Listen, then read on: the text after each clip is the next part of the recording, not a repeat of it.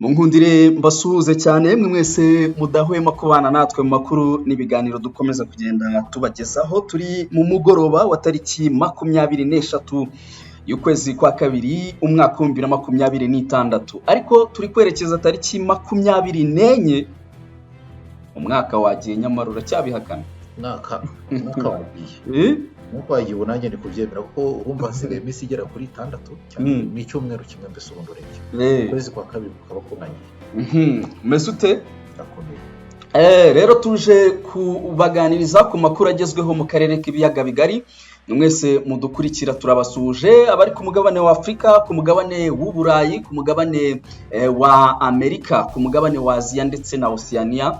Tubifurize ibihe byiza cyane, ari nako tubaha ikaze kubikomeje kugenda bivugwa mu karere k'ibiyaga bigari. Muri Repubulika Demokarasi ya Kongo ibintu bikomeje kudogera, byabaye ibindi ngo leta ya Kinshasa yafunguye icyo twakwita flow cyangwa se imirwano kuri axes zigiye zitandukanye, yaba muri Sud Kivu, yaba muri Kivu y'Amajyaruguru. Nka Kivu y'Amajyaruguru ngo barashaka Rubaya, ese Rubaya baraza kuyibona? Ibyo ni ibintu turi buze kuba dusesenguraho mu kanya gato cyane.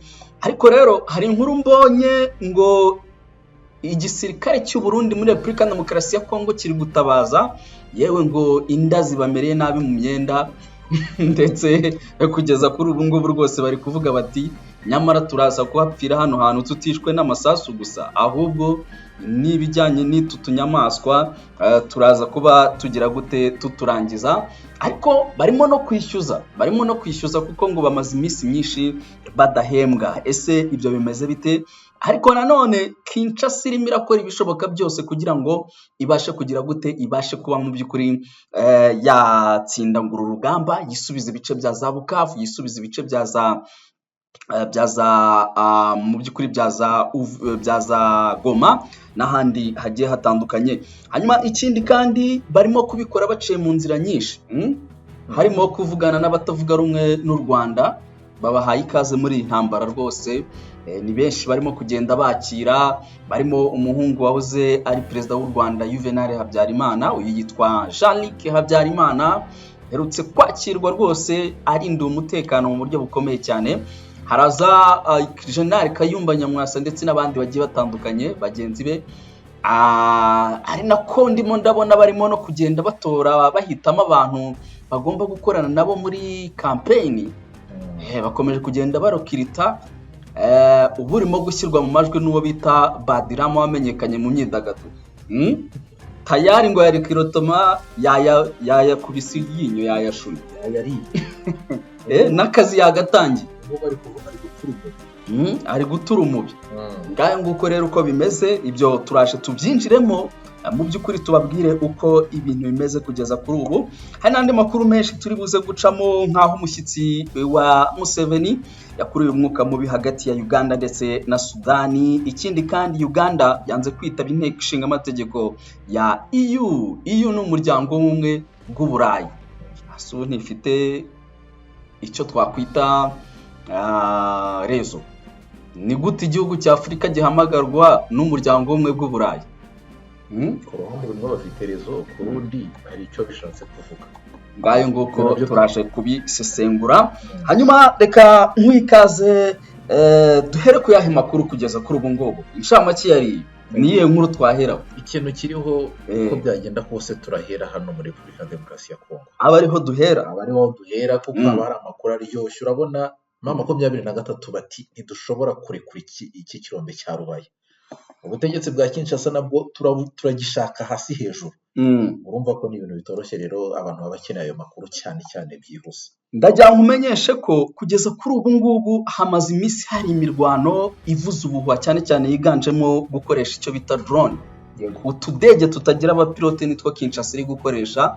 Imaze iminsi dukoresha muri Sud Kivu mu bice bya za Minembwe, bashaka kujya bigarurira Minembwe centre, noneho ngo banafate n'utundi duce twakikije ariko twa Poizero. Ariko ntabwo birabakundira, ibitero byinshi bakoze basubizwa inyuma.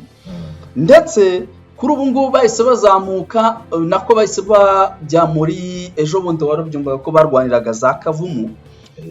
Wazalendo aba nabo hari za Katana Kavumu. hari parike burya iri hafi ya hariya mu birometero bitari byinshi yitwa Biega ni rimwe mu buryo nibuka, ariko imbere hari akandi kajambo.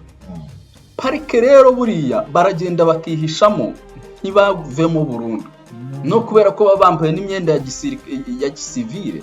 Hari n'igihe basubira mu ngo hafi aho, abantu bakajyana abaturage basanzwe, hanyuma urumva yuko bakagira gute, bagafata umwanya cyangwa se umunsi bakura bihisha abasirikare, hanyuma rimwe bamara kubipanga bakavuga ati twegure intwaro tujye guteza akavuyo cyangwa se urugamba.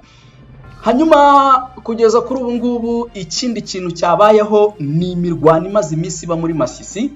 Imirwano yanasize mu by'ukuri coalition ya Kinshasa, by'umwihariko Abazalendo nibo biganje, binjiye mu bice bishyashya cyangwa se ibice byagenzurwaga na M23 babyinjiramo. Kino kirombe cyabaye niho kiherereye Masisi, biciye mu mirwano. Abenshi barimo kuvuga bati se AFC M23 byagendekeye gute muri Masisi ko twumvaga irimo irahura n'ibibazo? atangiye kwicunza bayambura intuzi ibintuza, bayambura ibice bigiye bitandukanye. So ni ibice mu by'ukuri biherereye ahitwa za Gatoyi, za Gatoyi niho iyi mirwano imaze iminsi ibera. Bafata n'ibice bigiye bitandukanye, ariko nk'ubu ngubu birimo kuvuga yuko hari uduce twinshi nyine two muri Masisi imirwano yaberagamo, ndetse bavuga yuko Wazalendo ngo yaba yageze noneho na Kaniro, akaba ari hafi ubu uri murerekeza n'ubundi za hehe za Rubaya. Imirwano rero imaze iminsi iba, by'umwihariko umurwano wabaye kuri uyu wa mbere tariki 23 y'ukwezi kwa kabiri umwaka wa 2026 muri Masisi. Bagaragaza ko Wazalendo bamaze kugira gute, bamaze gusubiza inyuma AFC M23 twirwaneho, ndetse ubwo abenshi bo ku ruhande rwa Kinshasa ubona ko bazanamo bakunda kumentioningamo izina RDF. ariko RDF. Hanyuma amakuru akagaragaza yuko rero kugeza kuri ubu ngubu iyi coalition igizwe na Wazalendo ndetse na bandi bagiye batandukanye. Hari umuntu wakunda kuvuga ngo niba ari katakata niba ari takataka, sinzi ukuntu yabivuze, ashaka kuvuga nyine melange y'abo bantu bo yigo coalition ya Kinshasa. Kugeza kuri ubu ngubu baje kugira gute, baje kuba ngo bagera hano za Kaniro, hanyuma hano ubundi akaba ari hafi ya Gatare, centre ya Gatare ndetse na Masisi centre. Hano Masisi centre hagenzurwa na AFC M23 ndetse na Gatare, ndetse n'utundi duce tw'inyuma za Gatoyi aho tumaze iminsi tuvuga hari AFC M23, ariko bano bo ku ruhande rwa Wazalendo bamaze kuhinjira. Hanyuma rero kuri ubu ngubu coalition ya Kinshasa irimo iravuga iti Rubaya twayishyize kuri pressure yo ku rwego rwo hejuru. Bamaze iminsi baranakaniye, ariko twashyize kuri pressure yo ku rwego rwo hejuru, tugomba kuyisubiza kubera yuko twamaze gufata ibice bigiye bitandukanye birimo byegereye agace ka Kinigi, Kironge na Kaniro. Aho ngaho twahashinze amata ko hafi aho turarekereje kugeza kuri ubu ngubu, ndetse bisa nkaho rwose abarwanyi ba AFC M23 bagarutse aho bita Kibabi niho baherereye. Hanyuma amakuru akagaragaza ko banza wumve inkuru iteye ubwoba uyu mugoroba. Yewe ibintu bigiye kuba muri iki cyumweru ntabwo bisanzwe. Amakuru arimo araturuka muri Masisi aragaragaza ko mwenyewe General Sultan Makenga kuri uyu wa mbere n'abandi basirikare bakomeye bamaze kugera mu Rubaya. we yigereye yo we mwenyewe, n'abandi basirikare batandukanye nahoze mbabona tayari bamaze kugira gute, bamaze kugera mu Rubaya. Reka nze urumva abantu bazabona aho bayashira. Amaraso arameneka kubera iki kibazo ni menshi cyane, ni menshi kuko mu minsi yashize arega Tshisekedi iki kirombe ngo yakemereye aba bagabo b'i Burayi, Leta Zunze Ubumwe za Amerika yarakibemereye. Noneho 23 nabumvise bari karama bavuga bati ariko icyo kirombe uragitanga urakigenzura ko ari icyacu. Ubwo rero urumva ko rero y'intambara rero iri hano iri kubera za Rubaya rero n'ibindi. So yahageranye rero n'abandi bagabo bagiye batandukanye barimo mu by'ukuri umugabo witwa Gachel, uyu nguyu akaba ari Colonel niba ntibeshye, hakaza n'abandi bagiye batandukanye mu by'ukuri basanzwe bayobora uru rugamba. Ikintu bagiye gukora nta kindi ni ukureba ukuntu basubiza inyuma bino bitero bagatanga umutekano, uwo mwuka cyangwa se abo bantu ba Kinshasa barimo kugenda banuganuga kuba bakwisubiza iki gice cya Rubaya muri rusange. Kugeza kuri ubu ngubu rero rwose amakuru agaragaza yuko AFC M23 yamaze no gushinga ibitwaro biremereye, aho barimo kurasa mu bice bya Cugi, Kinigi ndetse na Kironge nk'uko amakuru akomeza kugenda bigaragaza. Rubaya ni agace k'ingenzi cyane, habera ibikorwa by'ubucukuzi bw'amabuye y'agaciro muri Nord Kivu, ndetse ni hamwe mu hantu mu by'ukuri hari navuga ngo niho ruzingiye muri aya makimbirane. Ni hamwe mu hantu h'ingenzi cyane buri muntu adashobora kuba yakwifuza gutakaza. Cyangwa ni ahantu umuntu wese wakenye cyangwa wumva ashaka amafaranga niho hantu agomba kujya kwikenurira, nicyo bishatse kuvuga. Muri aya makimbirane ni ukuvuga hagati ya leta ya Kongo ndetse na AFC M23, buri wese kuhatakaza, kuvuga kumva ko ngiye kuhatakaza cyangwa se ingingo yo kuhatakaza ni ingingo ishobora kumurwaza malariya. Hari amakuru nahoraga mbona kuri muzo kuri RFI bavuga ko ngo hacukurwamo 15% bya korota yose yo kwisi kumva aho hantu. Urumva ni ahantu h'ingenzi cyane. Ikindi buriya ngo ku kwezi nibura hatanga umusaruro wa toni 110 ndetse n'120 z'amabuye y'agaciro nyine, hanyuma kandi akavamo ibifaranga utabara, udashobora kubara rwose ngo bivemo. Hanyuma wumve Vice Guverneur wa Kivu y'Amajyaruguru amaze gusubiza Kinshasa irimo iravuga yuko ishaka Rubaya. Uyu Vice Guverneur yitwa Manzi Wili, amaze kuvuga ati rwose mushobora kuba mwakwikora utwo mwikora twose mugatera muturutse mu byerekezo bigiye bitandukanye, ariko ndababwiza ukuri yuko muri buze guhunga munyuze mu byerekezo 7 bitandukanye. Rubaya yarabohowe burundu. Yasubizaga uwitwa Daniel Micombero, ni umunyamakuru ashinja kuba umunwa wa FDLR. Mr. FDLR mouthpieces. Umuvugizi. Urumva?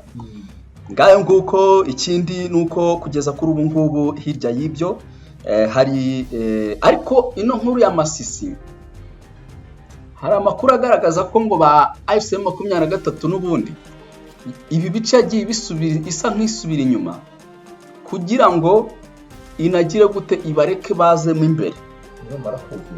Nibamara kuza kuko si ubwa mbere bikoze babagote, hanyuma ubwo nyuma yo kubagota bamaze kubinjiramo nawe urabyumva. Zangazi hamwe yigeze gupfira abarundi benshi cyane, usanga imirambo yanyanyagiye za Mushaki, abarundi barabatikagiyemo za Mushaki, za Rubaya, hano haguye abarundi benshi kuko Rubaya, uribuka ko Rubaya mbere yuko M23 yifata leta ya Kongo yari yahashyize umurundi. Yego ndabyibuka, bati muryame kuri Rubaya. Urumva defense zabo za mbere zari ziri za Rubaya, nako zari ziri za Kumushaki hejuru kuri za antene, kuko uva Umushaki wituza za Rubaya inyuma. Gusa bakimara gukuramo mu za Mushaki, abarundi basigaye hano umuntu uza mu Rubaya, ariko ibyababayeho ni ibindi bintu. Barabatikaguye icyo gihe imirambo yari yandagaye ni ukubaga. hari ukubaga. So AFCM 23 yamaze no kugira gute no kurunda cyangwa se kongera imbaraga muri pozisiyo zabo ziherereye Meti ndetse na Minjenje. Ahangaha akaba ari hafi ya Nazapinga, ni hafi yaho nk'uko amakuru akomeza kugenda bigaragaza. Akaba ari muri teritwari ya Walikale no Rukivu. Hanyuma aba barwanyi rero ba AFCM 23 bakaba kuri iki cyumweru aribwo baboherejeyo abandi basirikare benshi Meti na Minjenje, nk'uko amakuru akomeza kugenda abigaragaza. Akaba ari muri groupement ya Kisimba, ni muri teritwari ya Walikale, ndetse ibintu bikaba bikomeje kugenda bigira gute bigaragara. Abaturage bagiye kubona babona imirongo miremire cyane mu by'ukuri y'abagabo b'inkorokoro bafite intwaro zoroheje n'izikomeye, bagera hano za Karembe, akaba ari hafi nyine ya za Meti n'ubundi nk'uko amakuru abyemeza. Ariko n'ubundi aha hantu naho hari gututumba intambara. Hari amakuru mfite yuko AFCM 23 igiye kuzamuka igasunika coalition ya Kinshasa kugera mu birometero 200 uvuye Bukavu. Urumva icyo kintu? Uvuye Bukavu ikabasunika ikabigiza hirya. Nazo ubona ubwo se nk'abari kuberekeza Kinshasa. Ariko berekeza Kinshasa. So tuzongo bari Kinshasa.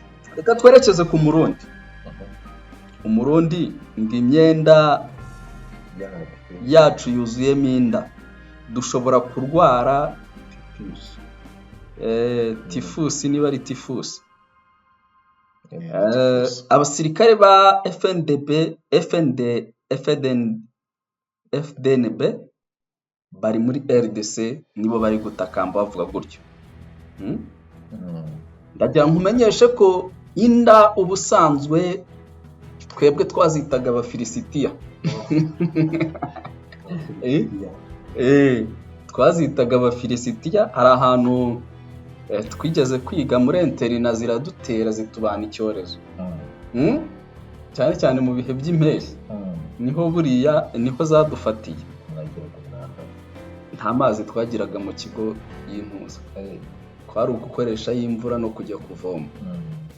Kujya kuvoma rero nko hasi mu mubande mu kigo cya interina buriya kiba gikeneye icyo twakwita ushobora kujya kuvoma wowe yego uko, ariko amazi yo gukoropa buri munsi aho muba ntabwo yakunda. No gufura niho byapfiraga cyane. Uri kumva muhita mutangira kwibanira n'abasirikare, ziragenda zitubana icyorezo. Icyo gihe abantu hafi ya bose barazirwara.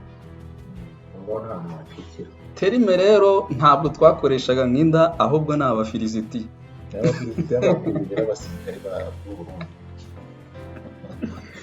Ariko urumve iryo jambo abafilisitiya ahantu rikomoka ni muri Bibiliya. Abafilisitiya sinzi ko yari umuhanuzi n'umwanditsi. Abafilisitiya ni ubwoko, nyine abafilisitiya bwari ubwoko n'igihugu icyarimwe. Abafilisitiya rero akenshi bazwi ku kugira ingabo, nyine ingabo z'abafilisitiya. Akenshi iyo ubyumvisha wumva ko ni abantu, ni ingabo ariko zishobora kuba ari wenda ari utuntu tw'udushwiriri twinshi, ko zakundaga kugaba ibitero kenshi ari benshi. Ubwo rero abantu barazibonye batuka ubwinshi bwazo n'iki, kandi zinakorera umuntu ibyamfura mbi ku mubiri. Ati iki gitero wajyana udufilisitiya. Meza niyo nkuru y'abarundi, abasirikare b'abarundi. Abasirikare b'u Burundi rero mu by'ukuri bwohereje muri Repubulika Demokarasi ya Kongo baravuga ko bafite ubwoba bwo kurwara indwara ya syphilis, niba ndi kubisoma neza, cyangwa typhus, ikomoka ku nda kubera kutitabwaho.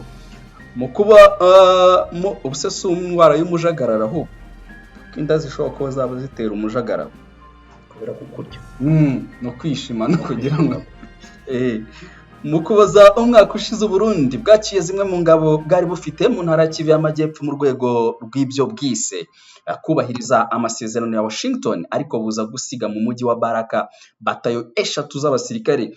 Abasirikare kuri ubu baravuga ko basa n'abatanzwemo ibitambo, ahanini bitewe no kutitabwaho na leta yabo. Mu gihe mu minsi ishize abasirikare bari Baraka bavuga ko bugarijwe n'inzara, kuri ubu baravuga ko nyuma y'amezi menshi badahembwa bashobora kurwara indwara ya tifisi ikomoka ku dukoko turimo inda. Umwe mu basirikare mu by'ukuri batabaje ishyirahamwe Focode yagize ati mwigeze gutanga inkuru y'abasirikare barwariye bwaki muri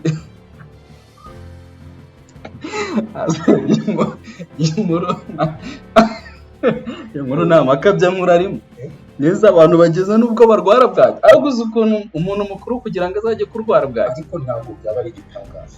umuntu mukuru reka nkubwire, urabona abantu baba babayeho nabi. reba ya nkuru ejo bundi twarebaga uriya mukoroneri witwa Nijibere n'ibindi wenda ubona uwafashwe. noneho hari n'ukuntu abasirikare bari muri Repubulika Demokarasi ya Kongo bagiye bavuga ko ngo bababazwaga no kubona ababayobora bari kugurisha ibiryo byabo. noneho ikindi urabona kugira ngo babone udufaranga, urabizi Ndayishimiye nawe yarabakaniye amafaranga agomba kujya bahemba yabasezeranyije mbere uko bajya ku rugamba siyabaha. none usugira ngo ibi ngibi bari kuvuga ni igitangaza. ati mwigeze gutangaza inkuru y'abasirikare barwaye bwaki muri RDC kubera ibyo kurya byabo byibwa n'ababayobora. ubu nabwo mu minsi iri imbere muzumva abarwaye tifisi, muzi ko ari indwara itakiboneka. bizaba ari ishyano kumva umusirikare uri mu butumwa bw'igihugu byitwa ko ahembwa hanyuma akarwara indwara iturutse ku nda. inda nazo zikaba ziva ku isuku nke. Nzema ati mu by'ukuri uba abasirikare boga amazi yonyine ntitumesa kubera ko nta gasabune. ni ukuri turakwinginze mudutangira ubu butumwa. Abasirikare b'Abarundi bari muri RDC bavuga ko batazi niba bakira abasirikare b'igihugu cyangwa baribagiranye, bagasaba Perezida Evariste Ndayishimiye nyene cyubahiro cyangwa se Sebarundi akaba n'umugaba mukuru w'ingabo z'u Burundi ndetse n'umugaba mukuru w'ingabo z'u Burundi General Prime Niyongabo kubitaho. Amakuru avuga ko kuva mu kuboza bari abasirikare batagihabwa amafaranga angana n'amadolari 50 yo kubatunga bahabwaga buri kwezi, ibyatumye abenshi muri bo barwara inda kubera isuku nke. Abasirikare b'Abarundi bavuga ko iyo bagerageje gusaba ababakuriye babavuganira birangira babashubije ko ibibazo bafite biterwa n'akazi gake mbere yo kubajyana muri siporo no mu bindi bikorwa nk'uburyo bwo kubima umwanya wo gutekereza. Bavuga kandi ko mu gihe babaga bandikiwe amacupa 2 y'amazi kuri buri musirikare, kuri ubu asigaye anyobwa n'abofisiye gusa. Kuri ubu amakuru avuga ko usibye abasirikare b'Ibaraka, abandi b'u Burundi basigaye muri RDC bari muri territoire ya Mwenga, mu gihe abandi bari mu mujyi wa Kalemi. Urumva ngiyo bagerageje kurekarama bahita bababwira bati shabwe ibyo muvuga nuko mufite ubwo akazi kaba banye gake, ngo bakahita babajyana mu gukora ibitende. Ikindi amazi noneho ngasigaye yinywebwa cyangwa se yinywerwa niba ari kwabyita kwinywerebwa n'abantu uzana b'ofisi.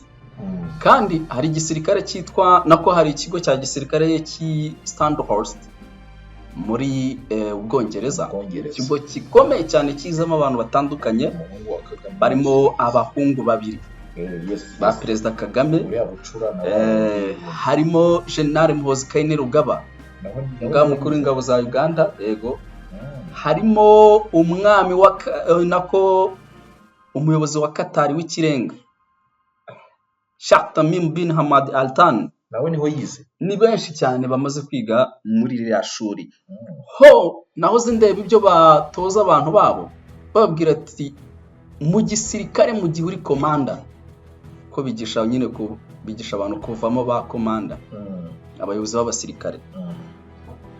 Kirazira kuba wafata ibiryo cyangwa icyo kunywa mbere yabo uyoboye.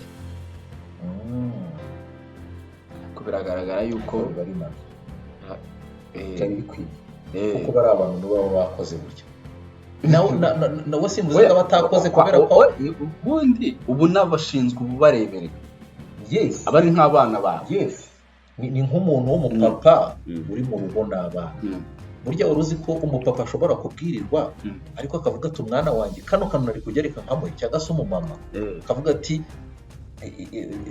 aho kugira ngo umwana wanjye abwirirwe reka twigomwe twebwe tubwirirwe ariko abana barye n'ibi ngibi niko twabifata ariko sinzi niba byashoboka hano. Reka twerekere kuri iyi nkuru ivuga ko muri Afurika y'Epfo nyamuneka uwitwa Mwandi Amvita yakoreye uruzinduko agamije kureshya Afurika y'Epfo ngo bagire gute ni ya mikoranire yabo.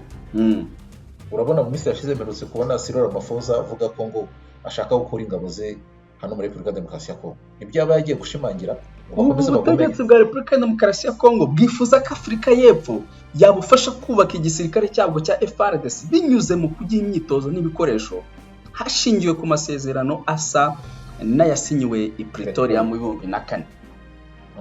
Iki cyifuzo cyatanzwe nyuma yaho Afurika y'Epfo ikuye muri RDC ingabo zayo muri ubu butumwa bw'umuryango wa Afurika y'Amajyepfo bwo kurwanya ihuriro ASM 23 ikanateguza ko ingabo zayo ziri mu butumwa bw'amahoro bw'umuryango w'abibumbye MONUSCO zigiye gutaha.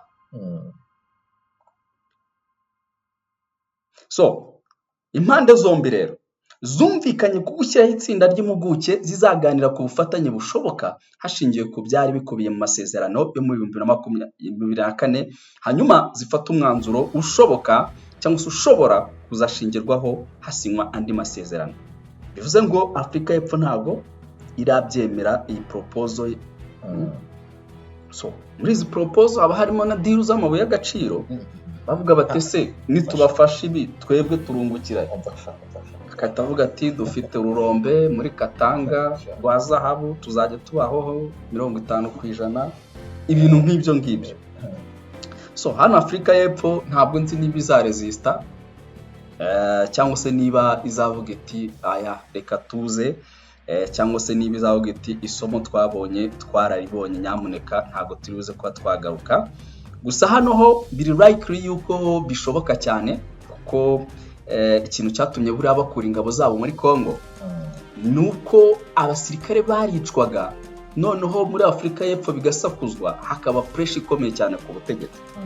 None bino nta musirikare wabo n'ubundi uzaba uri kuri battlefield ni ugutoza n'ibikoresho n'iki urumva ntago nta muntu wabo uzajya apfa uzapfa. So be likely yuko bashobora kuzagira gute kuzabyemera nguko uko bimeze. Hanyuma reka tuve kuri Afurika y'Epfo tunyarukire mu by'ukuri urumva nibikomeje gukorwa kugira ngo barebe yuko bagira gute bakora kandi. Reka twihute cyane tudatinze ntabwo dushaka iki kiganiro kiba kirekire.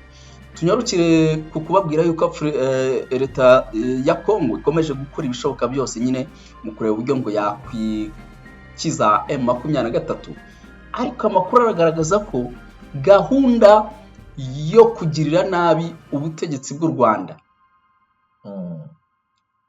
Repubulika Demokarasi ya Kongo yongeye kuyishyiramo imbaraga. Yifashishije abantu yifashishije cyane abatavuga rumwe n'ubutegetsi bw'u Rwanda. Ku ikubitiro umuhungu wahoze ari perezida w'u Rwanda Juvenal Habyarimana yaraherutse kwakirwa hano ndetse hari n'amakuru agaragaza ko ubu ngubu ahari ndetse andi akavuga ko witwa General Kayumba Nyamwasa nawe kuri ubu bari muri Kongo ndetse ku munsi w'ejo ngo bashobora kugirana inama n'iyo coalition yose. Kayumba Nyamwasa ajya saba muri South Africa.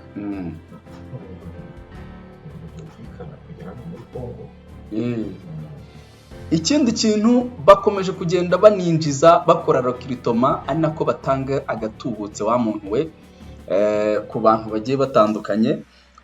Kuri ubu ngubu uri murashinjwa ni uwitwa Badlama wamamaye mu myidagaduro nk'umwe mu bantu bari bafite inzu ifasha abahanzi ariko amazina ye nyakuri yitwa Mupenda Ramadan.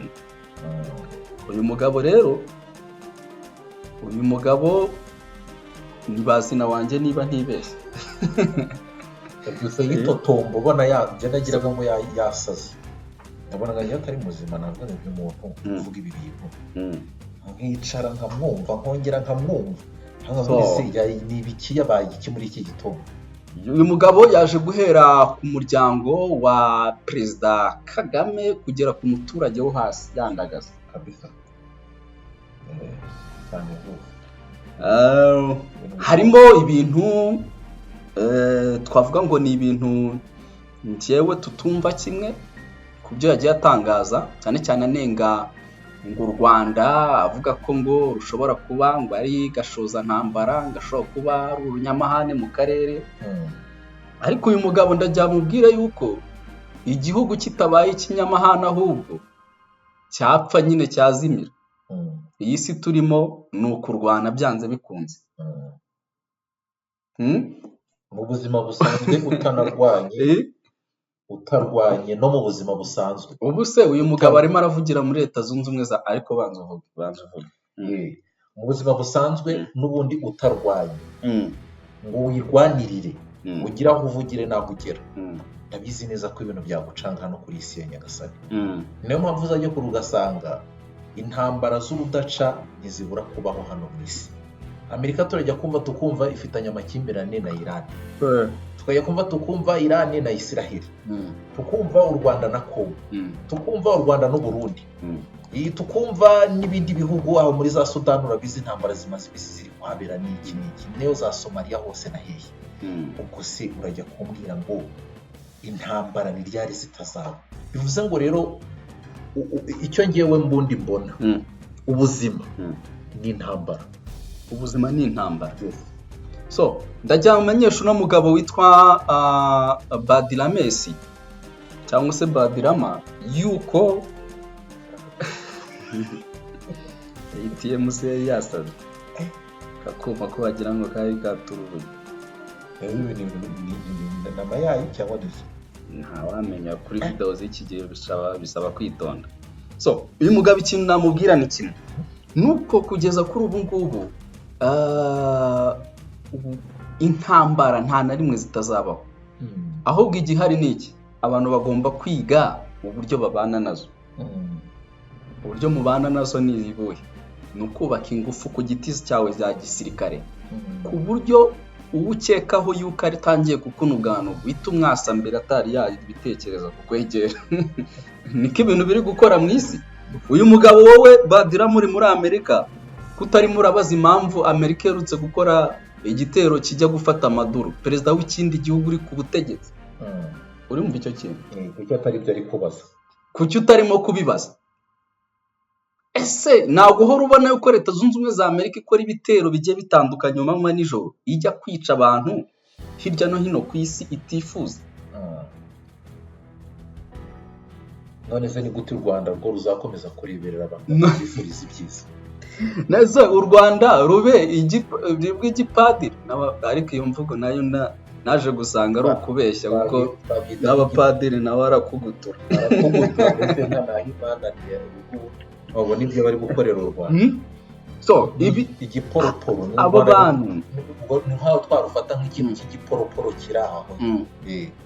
Aba bantu rero bivugisha ngo u Rwanda ngo ni gashoza ntambara, ngo u Rwanda ngo ni urunyamahane, ngo u Rwanda ngiki.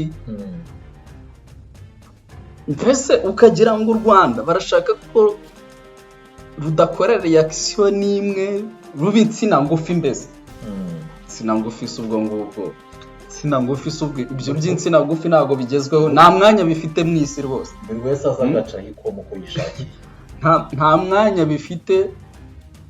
Kugeza kuri ubu ngubu ikirimo gukora mu isi ni imbaraga. Ni ukureba n'uburyo uzamura imbaraga ku buryo wisasira benshi ahubwo cyangwa se ibihugu byinshi. Niko kuri kwisi, niko bimeze. Bitagenze gutyo ubwo nyine navuga ngo urapfa cyangwa se urarimbuka, niko nabyita.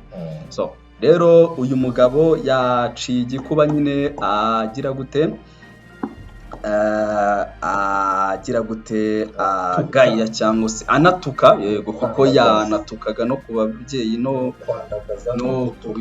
n'ibitutsi bishingiye ku busambanyi n'ibindi nk'ibyo yabivugaga ku myanya y'ibanga. So ngayo nguko ni icyo umuntu yavuga. Gusa amakuru ahari nuko amakuru arimo aravunugwanugwa nuko uyu mugabo ashobora kuba isaha n'isaha yakwisanga mu maboko ataraye. Nta gitangaza kirimo cyane rwose. Azamanza abaze ntuzi uburyo yagize mu Rwanda. Uriya mugabo ntuza Rusesabagina. Tuve kuri Rusesabagina. Hari uwitwa Gakire, Fidel Gakire, ntawe uzi? Yari umunyamakuru nawe ajya muri Amerika, atangira kujya muri guverinoma za Nahimana, ubu ari Madrid. Ntawe uzi uko yahageze. Mu minsi yashize rwose. Yari ari muri Amerika se? Nyine ntawe wabimenya, abantu babimenye nyuma yarageze i Madrid. Urabona nk'iki kigabo cyo kiramutse gifashwe kigafunga, urabona ko byasakuje ku mbuga nkoranyambaga.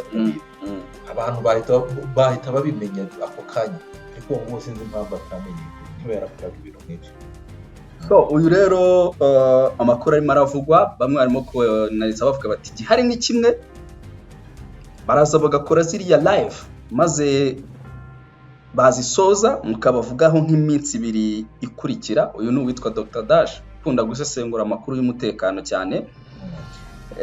Abantu bakamuhamagara ubutitsa kumva ngo yabaye nakorwa y'igihangange.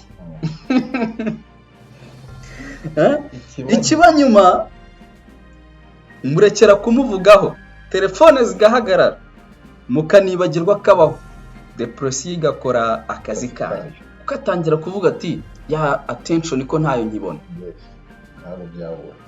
Gusubira kuyivuka ko ntakibishoboye. Na hano ndise naho ko nkumbuye abo mu muryango wanjye ntago ari bubashe hari naho burya abasemberi amahanga arahanda, aho ari nawe atangira kwihisha. Ntabwo bunari bwongere kugenda uko yagendaga, ari bubebere kwihisha kuko ntago abazi uwamufata isaha n'isaha. Uyu mujama ashobora kuba ibintu yabikoreshwe no kuba yanyweye urumogi, dore ko arumwa rwishe, atabasha gutekereza ese ingaruka z'ibyo ngiye gukora, ibyo ngiye kuvuga ni ibihe.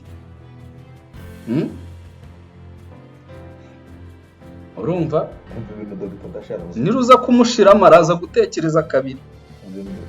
ngo Interpol u Rwanda rubereye umunyamuryango w'imena ikora 24 kuri 7. By the way, reka mbabwire yuko kuvuga ngo urumogi nirumushiramo araza gutekereza kabiri ntago ari igitutsi, kuko ubwe yarabyiyemerera avuga ko arukoresha cyane, ndetse Abanyamerika ndetse ngari n'ikinyobwa cyiza cyane kimufasha kuba yasinzira. Anavuga yuko ari rwiza aho kugira ngo ube wakoresha inzoga. Ibi ntago ari ibintu fact zirahari, urumva? So ubwo rero nuko nguko bimeze, ariko aranabigarukaho n'umugabo avuga ati ni kuri uyu muntu aburi igihugu burundu akazahambwa aho tuye atongeye kugira inkomoko, kugera mu Rwanda bwo azahagera. Urumva aka kantu? Yego, azahagera ni igihe, ubundi ni igihe. Kandi uyu mugabo uvuga ibi ari mu mwanya mwiza wo kumenya icyo igihugu kiri guteganya. Ati kugera mu Rwanda bwo azahagera byanze bikunze. Aho azajya amaze kuhagera is another story.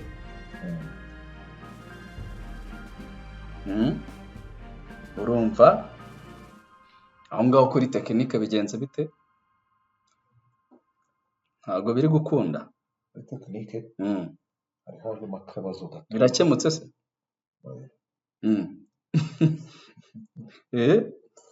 Nabwira nuza imahira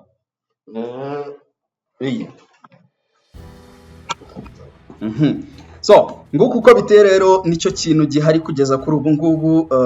Uyu mugabo yakoze makosa akomeye cyane no gutukana, ndetse rimwe mu ijambo yo mugabo akomeza kugarukaho ari buze kuzira cyane nuko ngo yise inkotanyi ngo ni interahamwe.